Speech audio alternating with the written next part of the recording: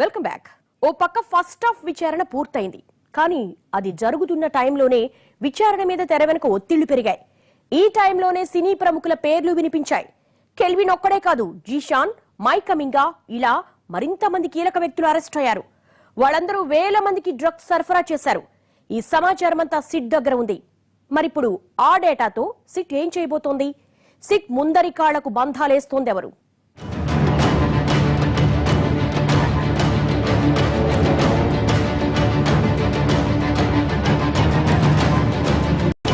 SIT interval ముగిసింది. ఆ తర్వాత ఏం జరుగుతుంది? సెకండ్ హాఫ్ లో ఎవరెవరి పేర్లు బయటకొచ్చే అవకాశం ఉంది? సంచలనం సృష్టించిన డ్రగ్స్ ఎపిసోడ్ లో సిట్ ఇప్పుడు ఏం చెయ్యబోతోందన్నదే సర్వత్రా వినిపిస్తున్న ప్రశ్న. ఇప్పటికే విచారణకు హాజరైన వాళ్లంతా కీలక సమాచారం చెప్పుకొచ్చారు. పూరి సహా రవితేజ, మరికొందరు కెల్విన్, జీషాన్లతో తమకున్న సంబంధాల గురించి చెప్పారు. ఈ క్రమంలో చాలా మంది సినీ ప్రముఖుల పేర్లు కూడా వినిపించాయి. అయితే ఈ డ్రగ్స్ కేసులో ఫస్ట్ ఎపిసోడ్ లో ఇండస్ట్రీలో కొద్ది మందిని మాత్రమే విచారించారని, కానీ పెద్ద తలకాయల్ని వ్యూహాత్మకంగా పక్కకు తప్పిస్తున్నారన్న విమర్శలు వినిపించాయి. ఇలాంటి విమర్శలు వచ్చిన టైంలోనే సీఎం కేసీఆర్ ప్రకటనలు కూడా వాటికి బలం చేకూర్చాయి. డ్రగ్స్ వాడేవాళ్లంతా బాధితులే అని, వాళ్లు నిందితులు కాదన్నట్లుగా సీఎం కేసీఆర్ చెప్పడంలో పరిస్థితి ఒక్కసారిగా మారిపోయింది. ఇలాంటి పరిస్థితుల్లో సిట్ సెకండ్ లిస్ట్ రిలీజ్ చేస్తుందా లేదా అన్నది చెప్పడం కష్టమే అంటున్నారు.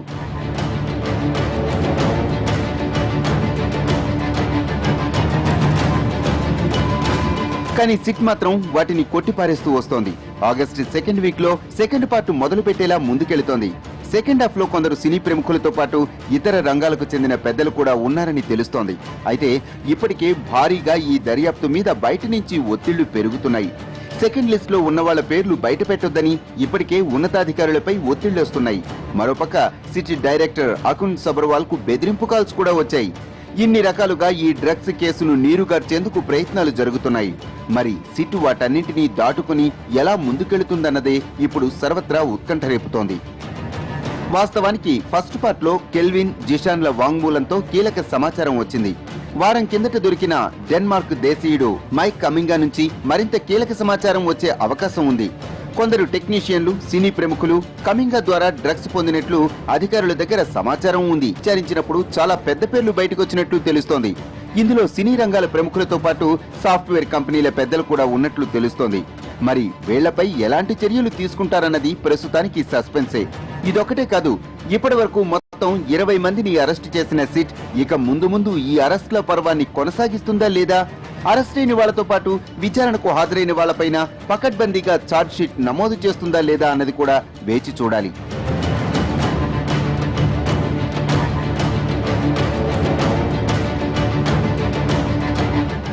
సొసైటీలో ఇది ఈ సో అండ్ సో డ్రగ్స్ చాలా డేంజరు, లైఫ్ అంతా పాడైపోతుంది, మనుషుల లైఫ్, ఇటువంటి దానికి బానిసలు కాకూడదు అని మంచి అవేర్నెస్ ప్రోగ్రామ్ పెట్టి ప్రతి స్కూల్లో కూడా ఒక అప్పుడప్పుడు క్లాసెస్ పెట్టి, కాలేజీలో క్లాసెస్ పెట్టి దీని ఈ సప్లైస్ మీద సీరియస్గా నిఘా వహించి గవర్నమెంట్ కస్టమ్స్ కానీ, ఎయిర్పోర్ట్స్ కానీ, ఎక్సైజ్ కానీ, పోలీస్ కానీ, ఇంటెలిజెన్స్ అంతా క్రాస్ ఇంటెలిజెన్స్ అందరూ కూడా, సివిల్ సొసైటీ కూడా బాధ్యత తీసుకొని ఇటువంటి దాన్ని హైదరాబాద్ సిటీకి రాకుండా చూడడానికి వెళ్తేనే చాలా గొప్ప సర్వీస్ చేసిన వాళ్ళు. ఇప్పటికే సినీ ప్రముఖులతో పాటు ఐటీ కంపెనీల్లో డ్రగ్స్ వాడిన వాళ్ల జాబితా కూడా సిట్ ఇటీవలే ఐటీ శాఖ principal secretary Jayesh Ranjan IT కంపెనీల ఉద్యోగులు డ్రగ్స్ వాడుతున్నారన్న లిస్ట్ ని ఇచ్చినట్లు తెలుస్తోంది.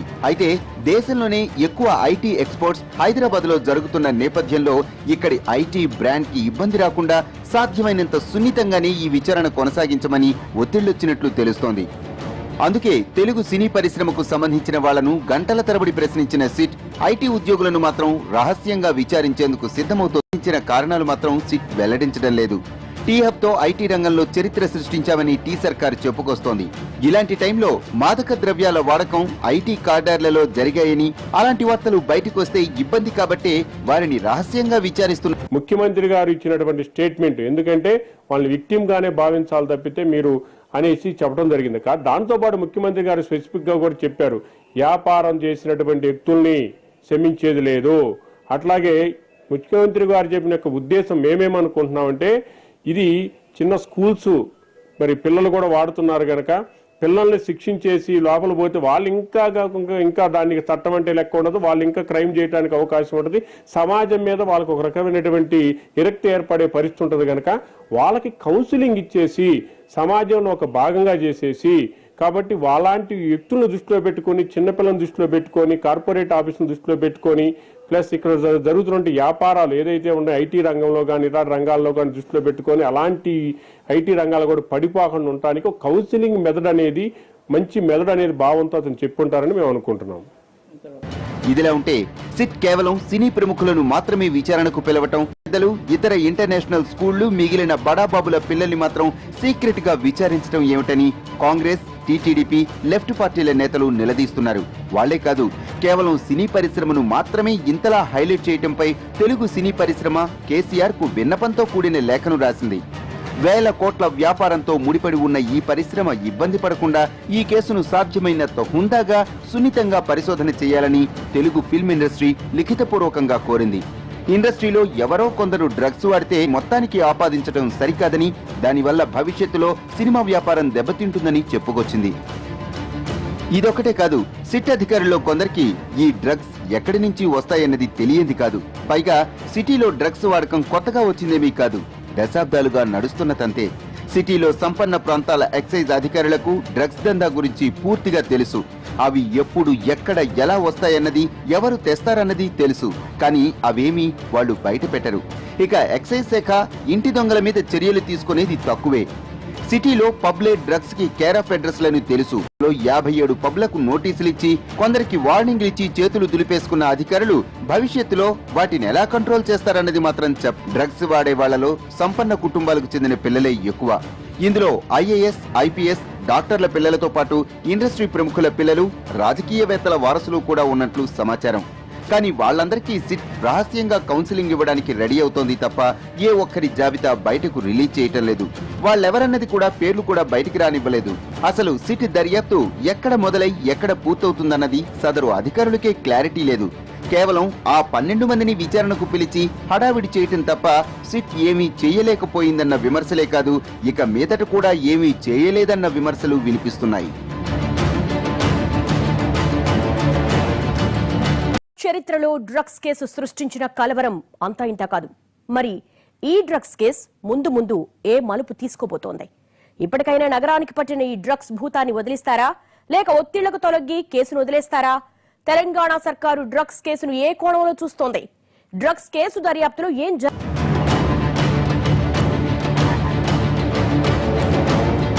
డ్రగ్స్ దందాలు బయటపడడం ఇప్పుడేమీ కొత్త కాదు. గతంలో కూడా చాలా సార్లు డ్రగ్స్ మూలాలు బయటపడ్డాయి. కాకపోతే అప్పట్లో డ్రగ్స్ దందాలు బయటపడ్డ ప్రతిసారి సింపుల్ గా వాళ్లను ఓసారి మీడియా ముందు ప్రవేశపెట్టి ఆపై కేసులు పెట్టేవారు. వారం తిరిగేసరికి సదరు నిందితులు బెయిల్ మీద బయటకు వచ్చేసేవాళ్లు. ఆపై ఆ సంగతిని అంతా మర్చిపోయేవారు. మళ్లీ డ్రగ్ డీలర్లు యథావిధంగా తమ వ్యాపారాన్ని చేసుకునేవారు. కానీ ఎప్పుడు కూడా ఈ డ్రగ్స్ మూలాల్ని అన్వేషించేలా కేసు దర్యాప్తు సాగలేదు. రవితేజ తమ్ముడు భరత్ డ్రగ్స్ కేసుల్లో చాలా సార్లు దొరికాడంటే కారణం ఇదే. కానీ ఇప్పుడు మాత్రం డ్రగ్స్ కేసులో దర్యాప్తు చాలా లోతుగా సాగుతోంది. గతంలో ఎప్పుడూ ఈ స్థాయిలో డ్రగ్స్ కేసును దర్యాప్తు చేసిన సందర్భాలు లేవు. డ్రగ్స్ కేసులో ఎవరు దొరికినా వెంటనే ఒత్తిళ్లు రావడంతో కొన్నాళ్లకు ఆ కేసులు నిర్వీర్యమైపోయేవి. కానీ ఈసారి మాత్రం రాష్ట్ర ప్రభుత్వం నుంచి ఎక్సైజ్ శాఖకు పూర్తి స్థాయి మద్దతు దొరికింది. నిజానికి సెలవు మీద వెళ్లాల్సిన సిట్ డైరెక్టర్ అకున్ సబర్వాల్ ను సీఎం కేసీఆర్ ఇక్కడే ఉండి దర్యాప్తు పూర్తి చేయమని భరోసా ఇచ్చారు. ఈ కేసులో ఎంతటి వాళ్లున్నా వదిలిపెట్టవద్దని చెప్పడంతో ఎక్సైజ్ శాఖ దూకుడు పెంచింది. కెల్విన్ డేటా ఆధారంగా సిట్ దర్యాప్తు మొదలుపెట్టిన వేగాన్ని చూస్తే ఈ డ్రగ్ భూతాన్ని మూలాల నుంచి పెకిలించి వేసేలా అకున్ సబర్వాల్ దర్యాప్తులో దూసుకెళ్తున్నారనిపించింది. నిజానికి ఈ స్థాయిలో ఎప్పుడు డ్రగ్స్ కేసు విచారణ సాగలేదు. డ్రగ్స్ వాడిన వాళ్లే కాదు, అసలు ఎక్కడి నుంచి వచ్చాయి, వాళ్ల వెనుక ఎవరెవరున్నారు అన్ని విషయాలు కూడా దర్యాప్తులో నిగ్గు తేలుస్తున్నారు. అయితే ఈ డ్రగ్స్ కేసులో విచారణ మొదలు పెట్టగానే చాలా శక్తులు ఈ విచారణను రకరకాలుగా వెనక్కు లాగడానికి ప్రయత్నించాయి. కానీ అకున్ సబర్వాల్ మొండిగానే హైదరాబాద్ డ్రగ్స్ గుట్ ముందు ఇంటర్నేషనల్ స్కూళ్ల మీద పడ్డారు. ఆపై దీంతో సంబంధాలున్న కార్పొరేట్ కంపెనీలను టార్గెట్ చేశారు. ఇప్పుడు సినీ సెలబ్రిటీల మీద పడ్డారు. ఇక మీద ఐటీ కంపెనీలు, బడాబాబుల వారసుల్ని, మిగిలిన వాళ్లను కూడా వరుస పెట్టి విచారించడానికి సిట్ సిద్ధమవుతోంది. అయితే ఈ విచారణ ఎలా జరుగుతుందన్నది మాత్రం ప్రస్తుతానికి తెలియదనే చెప్పాలి. నిజానికి ఈ దర్యాప్తు వేగాన్ని స్థాయిని చూసి చాలా మంది అకున్ ముందరి కళ్లకు బంధాలు వేశారు. ఈ డ్రగ్ దర్యాప్తులో బ్రాండ్ హైదరాబాద్ కష్టాల్లో పడుతుందని భయపడ్డారు. మొత్తంగా దర్యాప్తుని అడ్డుకోవాలని చూశారు. కానీ ఇటు తెలంగాణ ప్రభుత్వం, అటు అకున్ సబర్వాల్ వాటిని లెక్క చేయకుండానే ముందుకెళ్లారు. తెలంగాణలో ఎలాంటి జాడ్యం ఉండడానికి వీల్లేదని తేల్చి చెప్పేశారు ముఖ్యమంత్రి కేసీఆర్. కాంగ్రెస్ హయాంలో వచ్చిన ఈ జాడ్యాలన్నింటినీ ఒక్కటొక్కటిగా తొలగించుకుంటూ వెళుతున్నామని, ఇప్పటికే పేకాట, గుడుంబాలను తెలంగాణలో లేకుండా చేశామని, ఇప్పుడు డ్రగ్స్ మీద కూడా అదే స్థాయిలో ఉక్కుపాదం మోపుతున్నామని అన్నారు కేసీఆర్. తెలంగాణలో డ్రగ్స్ వాడకం చాలా తక్కువగా ఉందన్న విషయాన్ని అంతా గుర్తించాలన్నారు. వస్తే నేనేం చెప్పినంటే ఇది బడ్డింగ్ స్టేజ్ని కొట్టేయండి, మొగ్గ దశలో తుంచేయండి దీన్ని. నేను డైరెక్ట్గా చెప్పింది అంటే ఒక క్యాబినెట్ మంత్రి ఉన్నా మీరు భయపడద్దు, నేను క్యాబినెట్ నుంచి తీసేస్తా, డోంట్ గో బ్యాక్ అని చెప్పండి. ఎందుకంటే దొంగలకు భయం రావాలని ఒకటి, సీఎం ఎంత ఫర్మ్గా గవర్నమెంట్ ఎంత ఫర్మ్గా ఉందో తెలవాలా, మెసేజ్ పోవాలని చెప్పి నేను చెప్పాను. ఎవడని చెప్తారా నేను క్యాబినెట్ మంత్రి ఉన్నా పట్టుకోమని చెప్తారా ఈ రోజులలో? ఇవన్నీ పెంచిపోసిందండి ఎవరండి వీళ్ళు? కాంగ్రెస్ హయాంలో మంచిగా డ్రగ్స్, పేటకో క్లబ్బు, ఈ పబ్బులు గబ్బులు తెచ్చింది ఎవరు? మేమా? ఇవన్నీ తెచ్చి అంత వర్ధిలో చేసింది మీరే కదా. మీరంతా పెద్ద పవిత్రంగా ఆకుపత్ర తాగినట్టు పెడితే మేమైతే ఖరాబ్ చేస్తున్నాం. మేము ప్రక్షాళన చేస్తున్నాం. ఒకటి 1 of today there is no పేకాట, no gambling in Telangana. Online పెడితే కూడా కొట్టే అవతల పడేసినాం. కోర్టు కూడా మాకు తీర్పు ఫేవరబుల్ ఇచ్చింది. ఇప్పటి వరకు డ్రగ్స్ కేసు విచారణ అంటే 2-3 రోజుల్లోగా తేల్చేసేవారు. కానీ ఇప్పుడు ఒక్క ఆధారం దగ్గర నుంచి మూలాల వరకు వెళ్లి దర్యాప్తు చేయటం ఇదే మొదటిసారి. నిజానికి ఇప్పుడిది 1-2 వారాలు హైదరాబాద్ కు ఇబ్బంది కావచ్చు. కానీ ఇప్పటికైనా మేల్కొని ఈ చెత్తను పూర్తిగా తుడిచి పారేయకపోతే ముందు మరిన్ని ఇబ్బందులు తప్పవు. ఇప్పుడు కానీ ఒత్తిళ్లకు తలొగ్గి వదిలేస్తే భవిష్యత్తులో ఇది వ్యవస్థనే మింగేస్తుంది. తాజా విచారణలో ఒక్కరొక్కరు ఇచ్చిన సమాచారం చూస్తుంటే ఇది ఎంతవరకు విస్తరించిందో అర్థమవుతుంది. ఒక నటుడు ఇచ్చిన సమాచారం మేరకు ఇండస్ట్రీలో 15 మంది స్టార్స్ పేర్లు బయటకొచ్చాయి. వీరిలో టాలీవుడ్ లో ఓ పెద్ద ఫ్యామిలీ పేరు కూడా వినిపించింది. వాటితో పాటు మరికొందరు స్టార్ల పేర్లు కూడా వినిపించాయి. డ్రగ్స్ కేసులో ఇన్నాళ్లు ఏ అధికారి చేయని ధైర్యం అకున్ సబర్వాల్ చేశారు. ఏ ప్రభుత్వము చూపని చొరవ తెలంగాణ ప్రభుత్వం చూపించింది. కాబట్టి అంతా ఇప్పటికైనా మేల్కోవాలి. ఇటు రాజకీయవేత్తలు, అటు కార్పొరేట్ శక్తులకు ఇదొక గుణపాఠం కావాలి. ఈ కేసు విచారణ ముందుకెళితే హైదరాబాద్ బ్రాండ్ ఇమేజ్ కు ఇబ్బంది అన్నది పూర్తి అపోహ మాత్రమే. ఇప్పుడే ఈ కేసును పూర్తిగా శోధించి నగరం నుంచి డ్రగ్ భూతాన్ని కూకటి వేళ్లతో సహా తరిమేస్తే అప్పుడు నిజంగా హైదరాబాద్ డ్రగ్ ఫ్రీ సిటీగా మరింత ఖ్యాతిని ఆర్జిస్తుంది. కాదని ఒత్తిళ్లకు తలొగ్గితే హైదరాబాద్ కాస్త మరో పంజాబ్ గా మారిపోతుంది. ఇది వాళ్ళ స్టోరీ బోర్డ్. మరో అంశంతో మళ్ళీ కలుద్దాం. నిమరణలో ఫస్ట్ హాఫ్ కంప్లీట్ అయింది. మరి ఇంటర్వెల్లా లేక ఎండ్ కార్డా అన్న అనుమానాలు తలెత్తుతున్నాయి. డ్రగ్స్ కేసులో అకున్ సబర్వాల్ స్పీడ్ చూసిన వాళ్ళంతా అబ్బో ఇక సిటీ కాస్త డ్రగ్స్ ఫ్రీగా మారిపోతుంది అనుకున్నారు. కానీ ఇప్పుడు మొదటి 12 మంది విచారణ పూర్తయ్యాక వినిపిస్తున్న ఒకే ఒక్క ప్రశ్న, డ్రగ్స్ కేస్ ఎంక్వైరీలో సీక్వెల్ ఉంటుందా?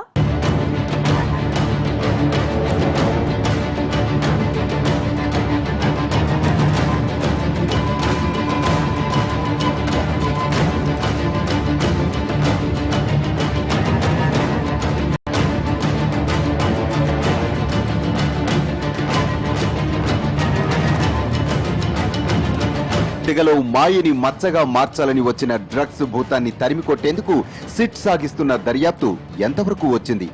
ఈ కేసులో దర్యాప్తు జరిగిన తీరు చూసి ఇక హైదరాబాద్ను డ్రగ్స్ ఫ్రీ సిటీగా మార్చేస్తారని చాలా మంది అనుకున్నారు. కానీ తాజా పరిస్థితులు చూస్తుంటే టాలీవుడ్ డ్రగ్స్ కేసు నీరుగారిపోయినట్లే కనిపిస్తోంది. గత 4 వారాలుగా టాలీవుడ్ కు చెమటలు పట్టించిన మత్తు కథా చిత్రం మొదటి భాగం పూర్తయిపోయింది. మొత్తంగా కెల్విన్ అన్న డ్రగ్స్ డీలర్ నుంచి తీగలాగితే వేలాది డొంకలు కదిలాయి. అందులో ఓ 12 సినీ ప్రముఖుల పేర్లు కూడా వినిపించడంతో కథ కొత్త మలుపు తిరిగింది. ఆ 12 మంది ఎవరో చెప్పడానికే సిట్ 4-5 రోజులు దోబూచులాడి చివరికి వాళ్ళందరికీ నోటీసులు ఇచ్చాక కానీ వాళ్ళెవరన్నది బయటకు రాలేదు.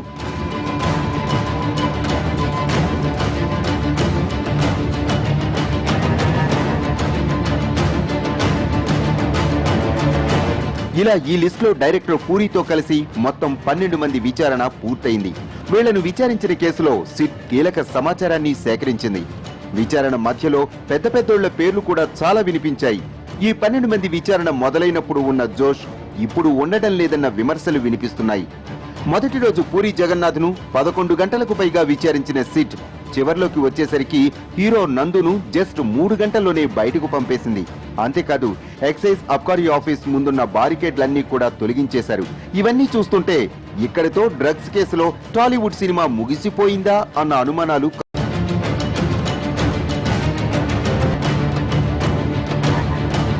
ఎక్సైజ్ అధికారులు నిర్వహించిన సీక్రెట్ ఆపరేషన్ లో కెల్విన్ అన్న వ్యక్తి డ్రగ్స్ భారీగా సరఫరా చేస్తున్నట్లు తేలింది. కెల్విన్ ఒక్కడి కాల్ డేటాలో వేలాది మంది నెంబర్. కెల్విన్ పెద్దోళ్లతో పాటు ఇంటర్నేషనల్ స్కూల్ పిల్లలకు కూడా డ్రగ్స్ సరఫరా చేస్తున్నట్లు తేలింది. మొదట్లో 27 ఇంటర్నేషనల్ స్కూళ్లతో పాటు 24 ఇంజనీరింగ్ విమెన్స్ కాలేజీలకు నోటీసులు ఇచ్చిన సిట్ నెక్స్ట్ టాలీవుడ్ లో డ్రగ్స్ వాడకం మీద దృష్టి పెట్టింది. అక్కడి నుంచి 12 మందికి నోటీసులు ఇచ్చి విచారణకు పిలిచింది. ఈ విచారణ జరుగుతున్న టైంలోనే జీషన్, మైక్ కమింగా ఇలా మరో 10 మంది వరకు అరెస్టులు చేసింది.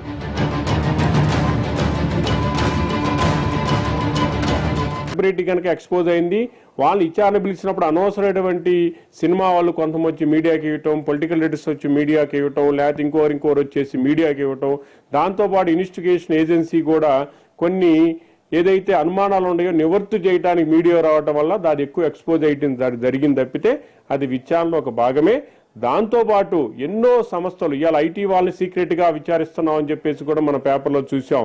కనుక అదే కనుక ముందు కనుక అది భావించినట్లయితే ఇంకా బాగుండేది. ఎక్కడ కూడా వాళ్ళకి నోటీస్ ఇచ్చినప్పుడే ఎక్కడ కూడా పబ్లిక్ ముందు విచారణ జరిగింది కాదు, అది కూడా సీక్రెట్గానే భావించాలి.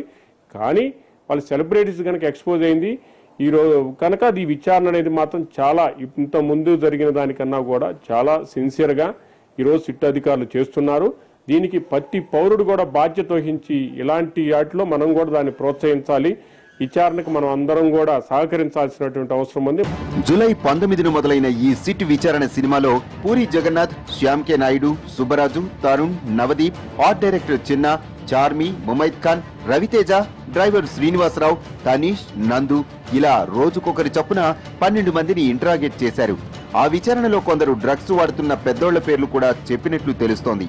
అదే నిజమైతే మరి వాళ్లకు కూడా నోటీసులు ఇస్తారా? విచారణకు పిలుస్తారా? సిట్ ఎంక్వైరీలో సీక్వెల్ ఉంటుందా? ఉంటే అందులో నోటీసులు అందుకునే ఆ సినీ ప్రముఖులు ఎవరు అన్న ప్రశ్నలు కూడా సర్వత్రా వినిపిస్తున్నాయి. కానీ పరిస్థితులు చూస్తుంటే డ్రగ్స్ కేసులో టాలీవుడ్ కథా చిత్రం ఇక్కడితో ముగిసిపోతుందన్న అభిప్రాయాలే ఎక్కువగా ఉన్నాయి. కానీ అధికారులు మాత్రం విచారణ ఆపేది లేదు అంటున్నారు.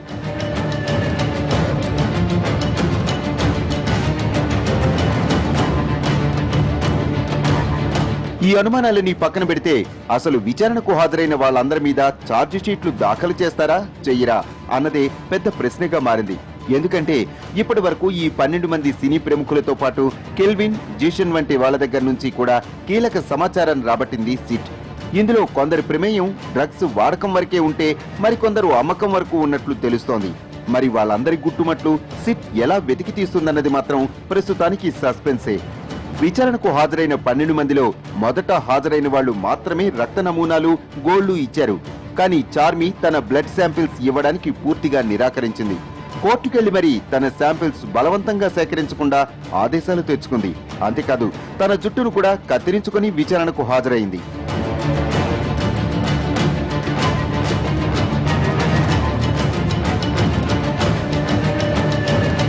చార్మితో పాటు నవదీప్, రవితేజ మిగిలిన వాళ్లు కూడా బ్లడ్ శాంపిళ్లు ఇవ్వలేదు. మరి వీళ్ళందరి దగ్గర నుంచి రక్త నమూనాలు సేకరించాలంటే కోర్టు అనుమతి తప్పనిసరి. అంటే ఈ అనుమతులు వచ్చేసరికే చాలా కాలం పట్టేలా ఉంది. మరోపక్క శాంపిళ్లు లేకుండా వీళ్ళందరి మీద ఛార్జ్ షీట్లు నమోదు చేయటం కాస్త కష్టమనే చెప్పాలి. ఎందుకంటే నార్కోటిక్స్ చట్టం చాలా బలంగా ఉన్నా అందుకు తగిన సాక్ష్యాలు కూడా ప్రొడ్యూస్ చేయాల్సిందే. డ్రగ్స్ వాడుతున్నట్లు ప్రత్యక్షంగా నిరూపించలేని పక్షంలో మాత్రమే గతంలో డ్రగ్స్ వాడారని నిరూపించడానికి బ్లడ్ శాంపిల్, గోళ్లు, జుట్టు సేకరిస్తారు. కానీ వాటిని నిర్ధారించడానికి కూడా చాలా కాలం పట్టే అవకాశం ఉంది. ప్రస్తుతం సిట్ విచారించిన 12 మంది మీద ఆధారాలతో ఛార్జ్ షీట్ నమోదు చేయడానికే చాలా కాలం పట్టేలా ఉంది. ఇక కెల్విన్ కాల్ డేటాలోనే 2000కు పైగా పేర్లున్నాయి. అందులో 100ల్లో సినీ ప్రముఖులున్నారని సమాచారం. కానీ ఇప్పటికి నోటీసులిచ్చి వారిని పిలిచి వివరణ అడిగింది మాత్రం కేవలం 12 మందినే. వీళ్ల మీద ఛార్జ్ షీట్ ఎలా నమోదు చేస్తారు, వాంగ్మూలంలో ఇచ్చిన సమాచారాన్ని సాక్ష్యంగా ఎలా నమోదు చేస్తారన్నది ప్రస్తుతానికి సస్పెన్స్. ఇదిలా ఉంటే డ్రగ్స్ కేసులో ఒకరిద్దరు యువనటులు కొందరు సినీ ప్రముఖుల పేర్లు కూడా చెప్పినట్లు తెలుస్తోంది. మరి వాళ్లను విచారణకు పిలుస్తారా లేదా అన్నది తెలియదు. మరికొందరు ఈ కేసులో తమకేం సంబంధం లేదని చెప్పుకొచ్చారు. మొదట్లో సుదీర్ఘంగా సాగిన విచారణ కాస్త రాను పేలవంగా మారిపోయిందన్న విమర్శలున్నాయి. మొదట్లో రోజంతా సాగిన విచారణ చివరికొచ్చేసరికి పూట కూడా సాగకపోవడం చూస్తుంటే అసలు డ్రగ్స్ కేసులో దర్యాప్తు ముందుకు సాగుతోందా లేక ఇక్కడితో నీరుగారిపోతుందా అన్న ప్రశ్నలు వినిపిస్తున్నాయి. ఇప్పటికి మాత్రం విచారణలో సదరు సెలబ్రిటీలు ఎవరెవరి పేర్లు చెప్పారన్నది మాత్రం బయటకు రాలేదు. మరి ఈ విషయాలేవి బయటకు రాకుండా ఇలాగే కథను కొన్నాళ్లు సాగదీస్తే అక్కడి నుంచి జనం ఈ విషయాన్ని మర్చిపోయే అవకాశాలున్నాయి.